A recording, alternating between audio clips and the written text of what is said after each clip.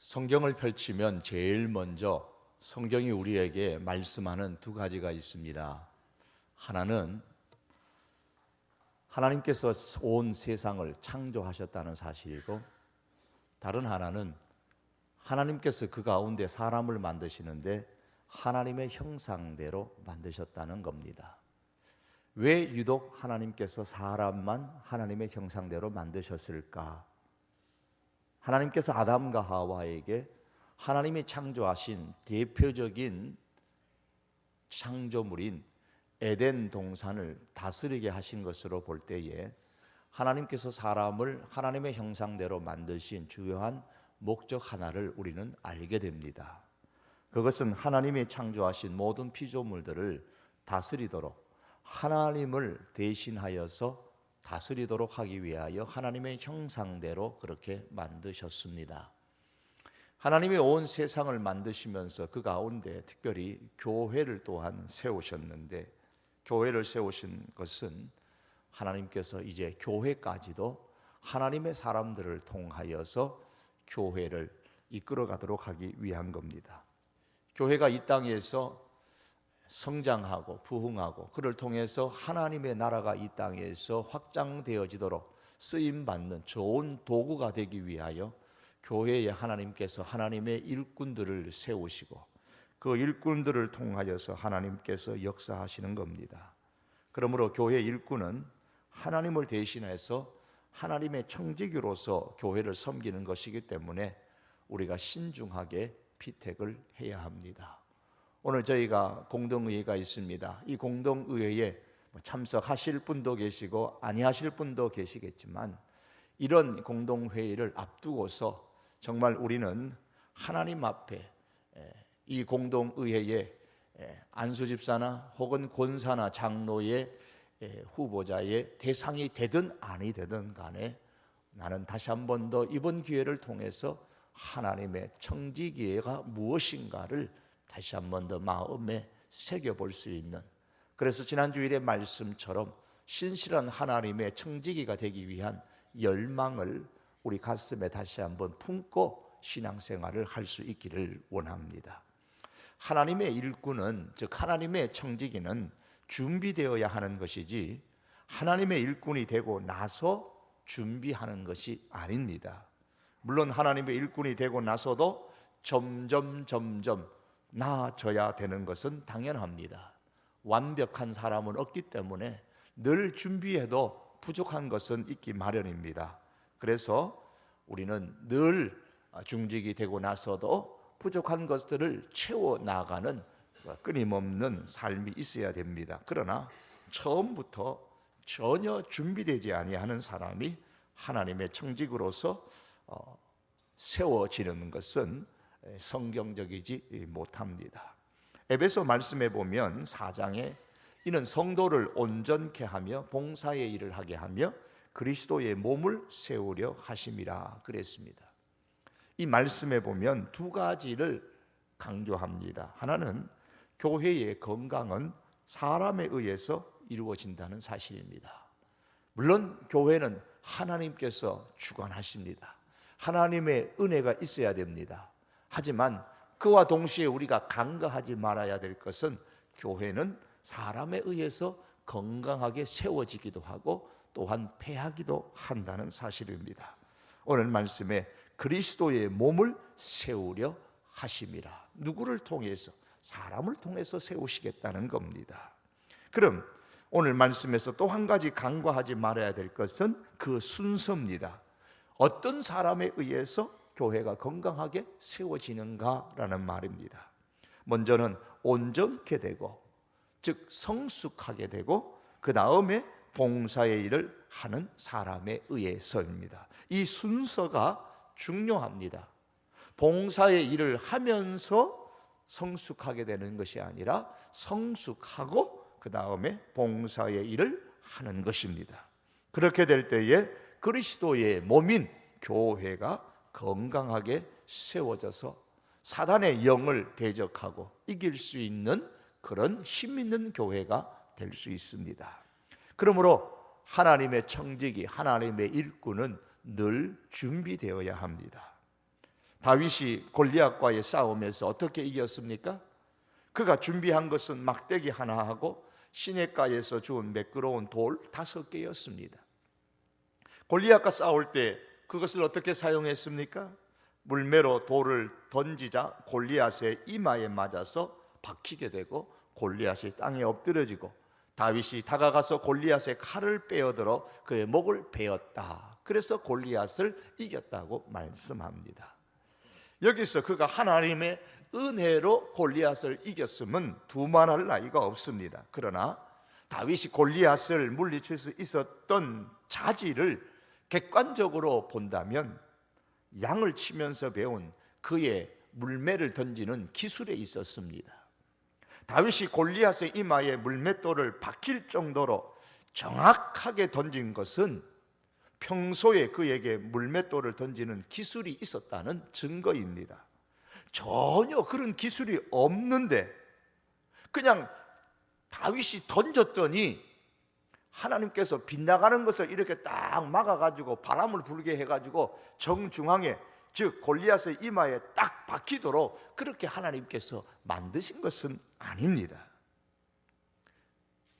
다윗의 말에 의하면 그는 양을 돌보면서 짐승들의 위협을 받았습니다. 양을 보호하기 위해서는 자신의 힘만으로는 역부족인 것을 깨닫고 시간이 날 때마다 준비한 것이 바로 물매 돌을 던지는 기술이었습니다. 처음부터 잘 던지지는 못했을 겁니다.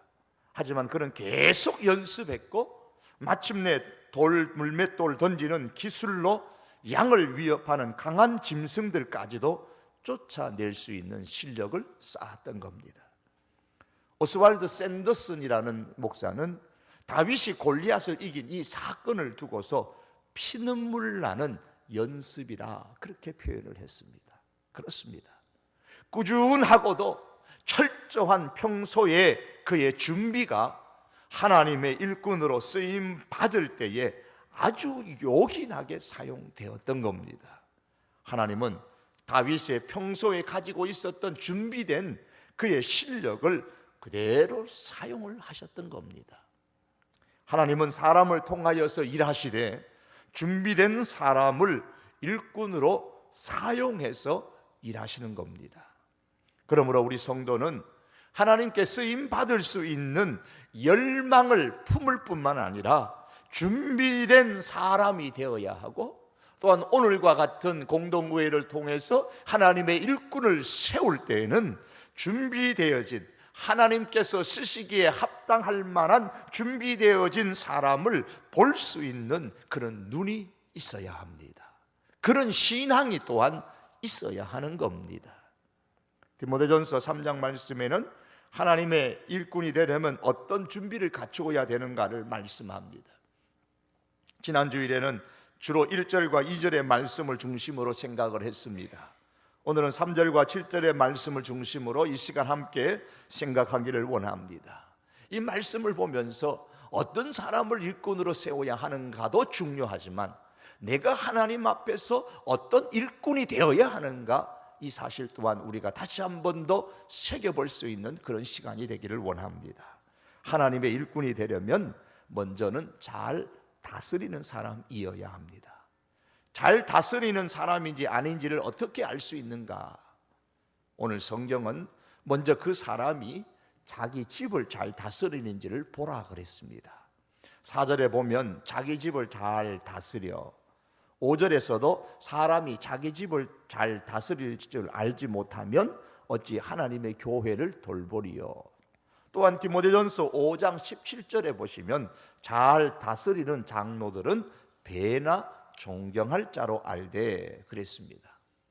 이 말씀을 보면 하나님의 교회의 일꾼의 덕목 가운데 하나가 잘 다스리는 겁니다. 그럼 잘 다스린다는 게 무슨 뜻이겠습니까? 이 잘 다스린다라는 말은 원래 그 의미는 앞장선다, 앞에 선다라는 그런 뜻입니다. 뒤에서 말로 명령하는 사람이 아니라 앞장서서 자신을 희생하면서 인도하는 사람이 잘 다스리는 사람입니다. 누군가를 통해서 이런 이야기를 들었습니다. 한참 우리나라의 80년대, 60년대 뭐 이럴 때에 데모 진압이 있고 또한 나라가 어지러울 때에 소대장이 앞으로 그러니까 뒤에서 그 병사들이 하는 말이 니 나가라 그래. 그랬다 그래도요.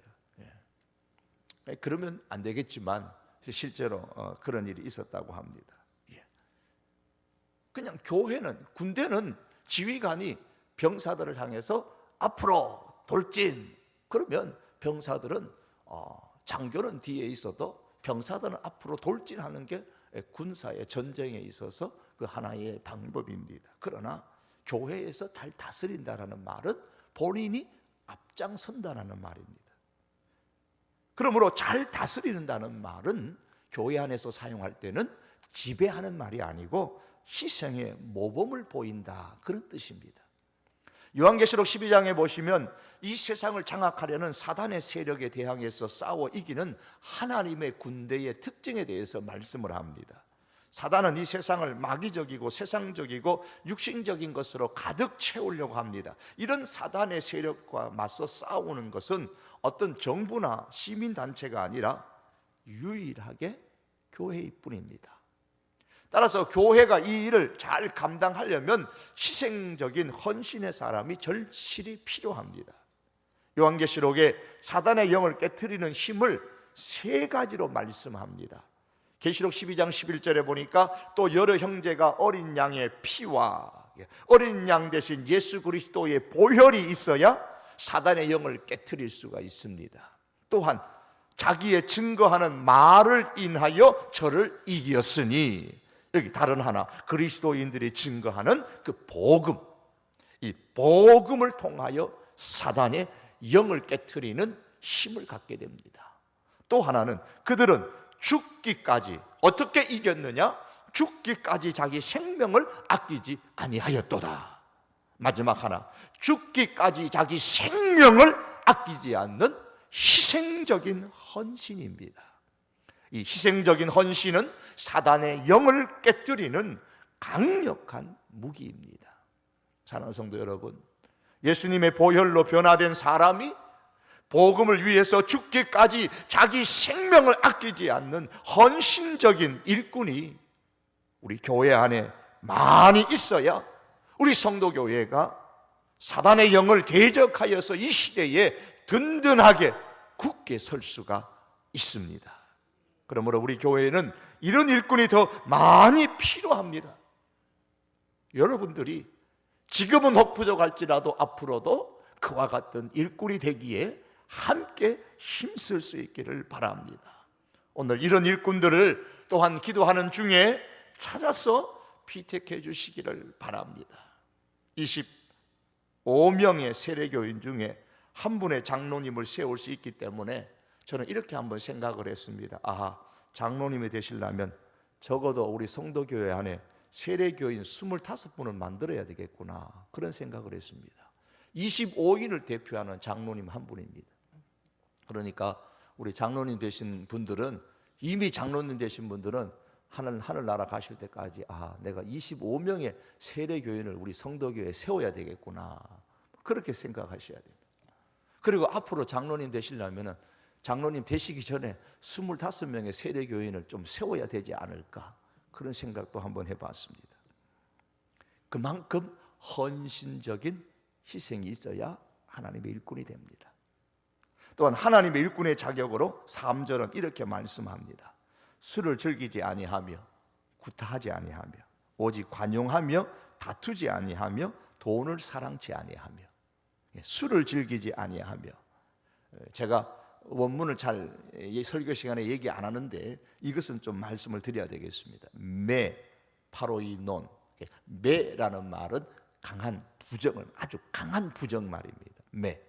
파로이논 할 때 파라 이 단어는 근처, 옆에라는 뜻입니다. 그리고 오이노스는 술이라는 단어입니다. 이 단어를 합성한 거예요. 이걸 풀어서 보면 이 단어 그대로 직역하면 그럽니다. 술을 옆에, 근처에, 곁에 두지 말라. 술을 근처에 접근하지 말라, 그런 뜻입니다.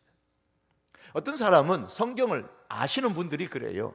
술 취하지 말라, 술에 임박이지 말라, 술을 즐기지 아니하며, 성경에 이런 말씀이 있으니까 봐라, 술을 취하지 말라고 했지 않느냐, 술에 임박이지 말라고 했지, 술을 즐기지 말라고 했지, 그러면서 술을 먹지 말라는 말씀은 없다는 그런 의미로 이야기하시는 분이 있습니다. 그런데 오늘 말씀은 술을 내 곁에 두지 말라 그랬습니다. 술 근처에 접근하지 말라, 그렇게 말씀합니다. 성경에서 술을 먹을 수 있도록 허락하는 경우는 딱 한 가지입니다. 디모데전서 5장에서 바울이 디모데에게 했던 말씀이에요.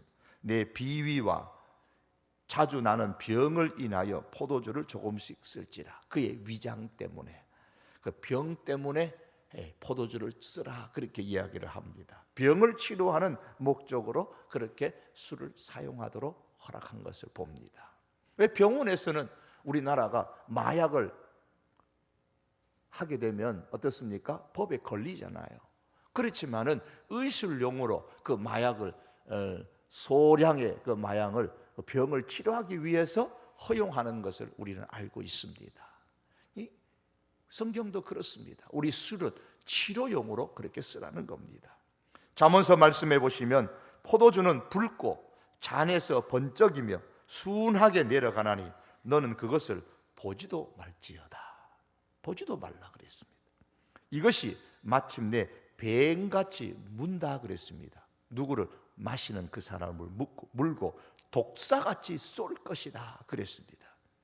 술을 끊지 못하는 사람은 아직 교회 일꾼이 될 준비가 덜 되신 분입니다. 지금부터라도 그런 분이 계시면 이 술을 끊도록 힘써야 됩니다. 술을 끊을 수 있는 비결은 딴 데 있는 게 아니에요. 성령에 취한 사람이 되는 겁니다.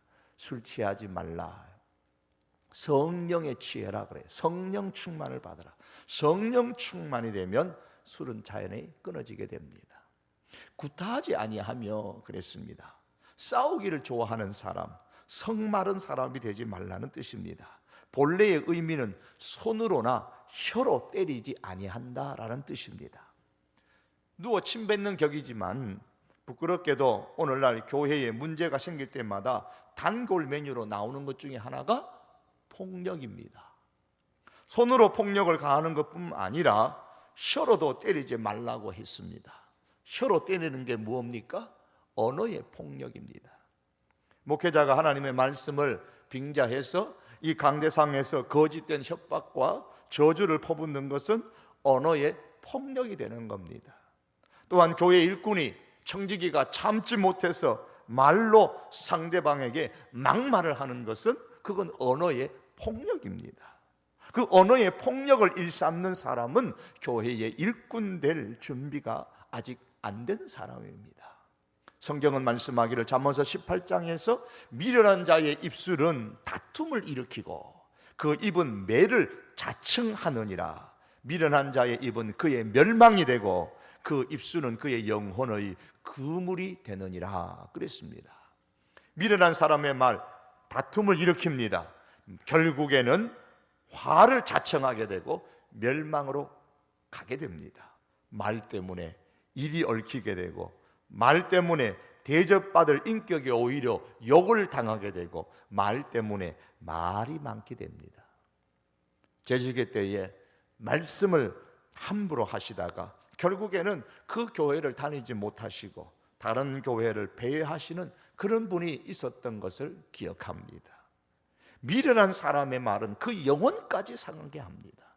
신앙생활에 상처를 주고 열심히 충성하는 사람에게 브레이크를 걸고 열심히 출석하고 일하는 사람을 실족하게 하기도 합니다.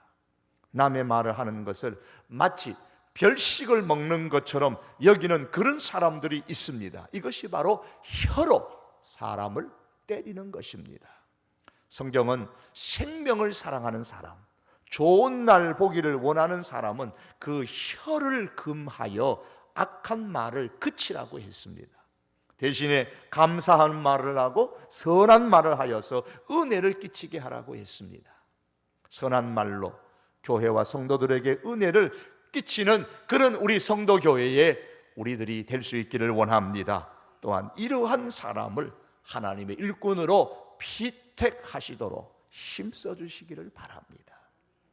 관용하며 그랬습니다. 관용에는 용서와 은혜가 복합되어져 있습니다.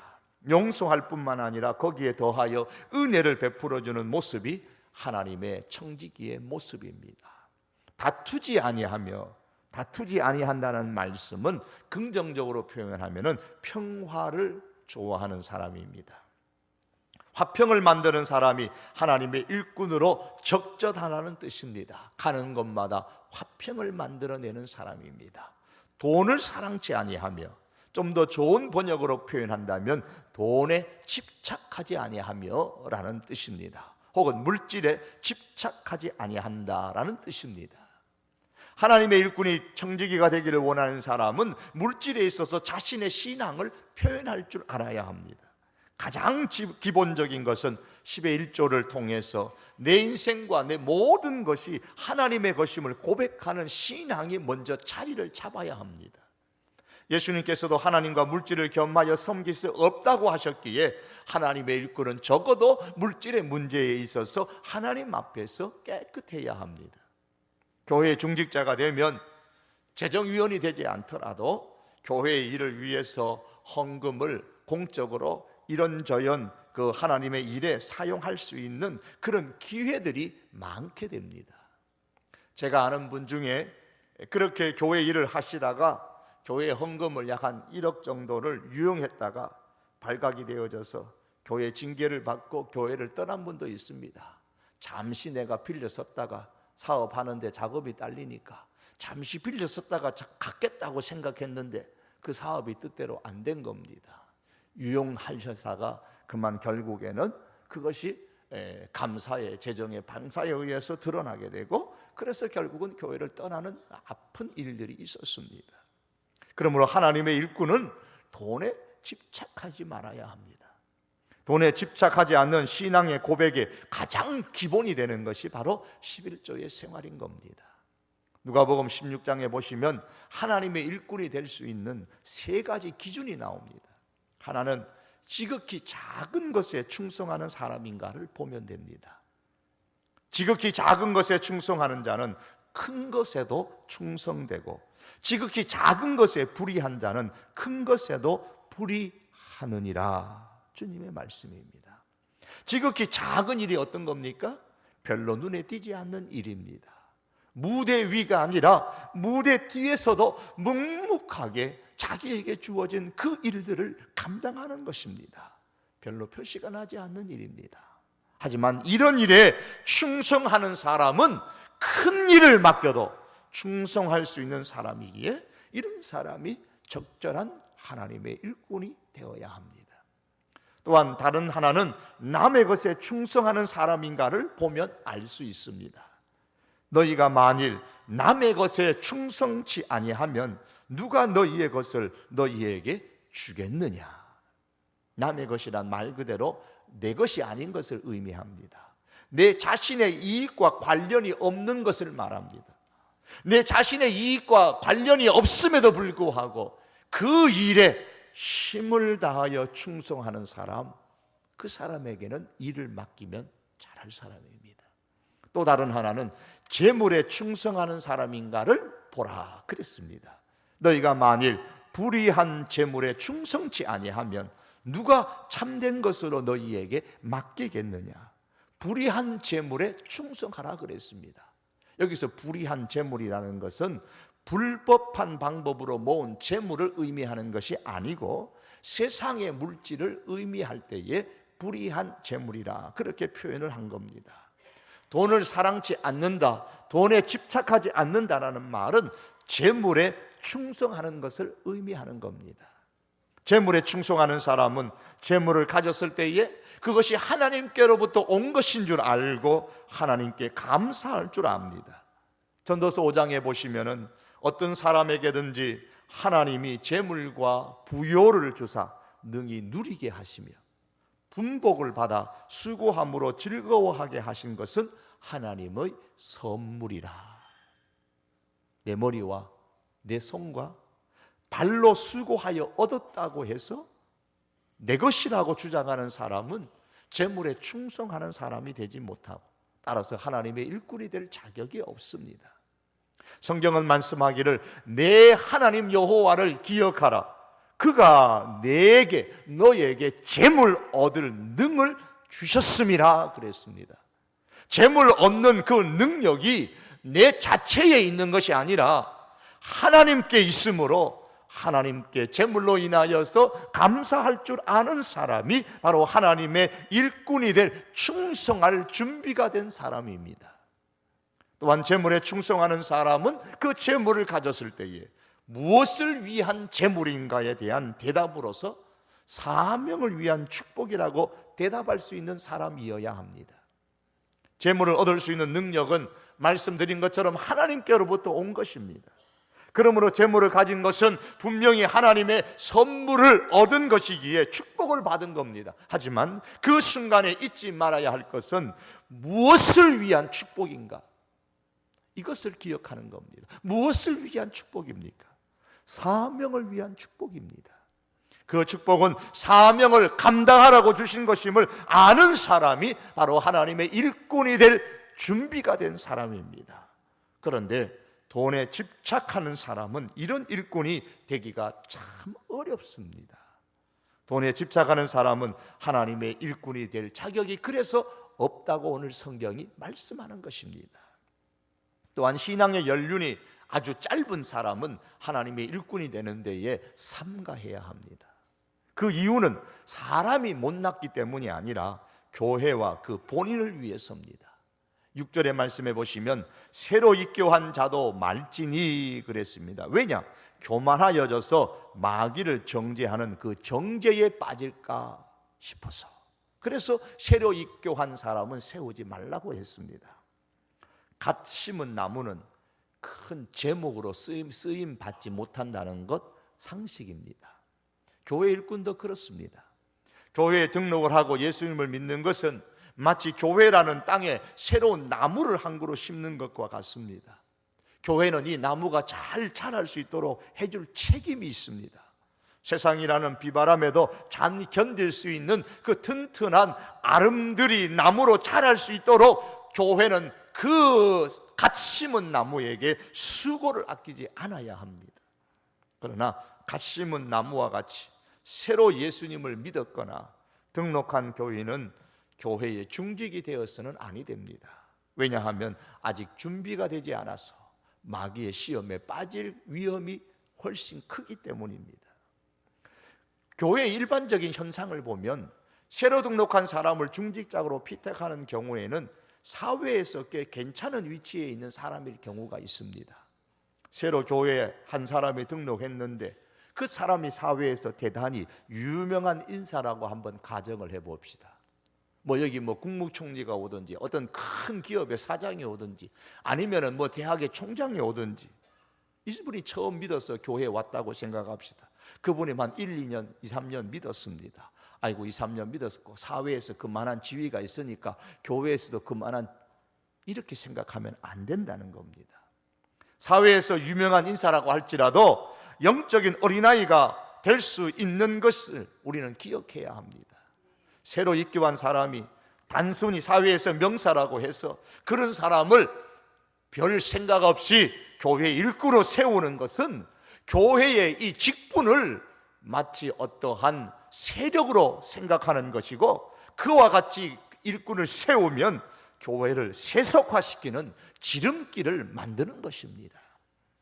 갓 심은 나무는 언제 다시 넘어질지 모릅니다. 조금만 바람이 불어와도 쉽게 넘어집니다. 그래서 우리는 그와 같은 사람을 세우지 않도록 또한 조심해야 하는 것입니다. 그래서 우리 교단의 헌법에는 만 35세 이상 된 남자 중에 입교인으로서 흠없이 5년을 경고한 사람이어야 장로로 세움을 받을 수 있다. 그렇게 자격을 규정해 놓았습니다. 그러므로 새로 입교한 사람, 신앙생활한 지 오래되지 않은 사람은 중직자로 피택되어져서는 아니 되고, 더욱더 그런 분들은 사회의 모든 직책에 아랑곳하지 아니하고 겸손하게 영적인 아이의 심정으로 하나님의 말씀을 먹고 훈련을 통해서 성숙하는 데에 힘쓸 수 있어야 합니다. 그리고 하나님의 일꾼은 교회뿐만 아니라 사회에서도 그 성품이 인정을 받는 사람이어야 합니다. 오늘 7절에 보면 외인에게서도 선한 증거를 얻는 자라야 할지니 비방과 마귀의 올무에 빠질까 함이라 그랬습니다. 이 말씀은 어느 시대보다도 이 시대에 절실하게 필요한 말씀입니다. 하나님의 일꾼은 교회의 일꾼으로 인정받는 그것으로 다가 아닙니다. 그가 살고 있는 삶의 현장에서 인정을 받아야 합니다. 불행한 일이고 슬픈 일이지만 교회가 세상 사람들로부터 비난을 당하는 대부분의 그 원인은 처음 믿는 성도들 때문이 아닙니다. 저와 같은 목사나 중직자들의 잘못된 행동이 교회를 비난의 대상으로 만들고 있다는 것은 우리가 다 아는 사실입니다. 그러므로 이미 교회의 중요한 직책을 맡은 분들일수록 내 행동이 교회의 질을 가름하는 일과 직결되어 있다는 사실을 기억해야 합니다.